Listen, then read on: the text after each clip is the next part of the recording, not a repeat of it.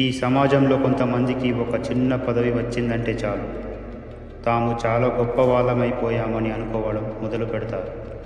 నిజమేంటంటే అతడు కూడా ఒక పని చేసే మనిషి, పేరు మాత్రం కొంచెం పెద్దది.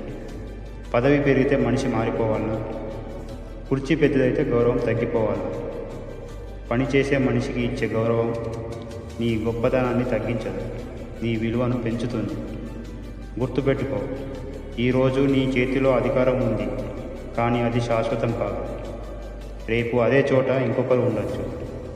అప్పుడు గుర్తుండేది నీ అహంకారం కాదు, నీ ప్రవర్తనే. మాలాంటి వాళ్ళకి భయం అవసరం లేదు, తల వంచాల్సిన అవసరమూ లేదు.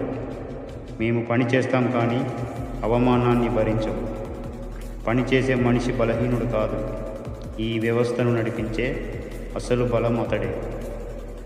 పదవి తాత్కాలికం, కానీ ప్రవర్తన శాశ్వతం.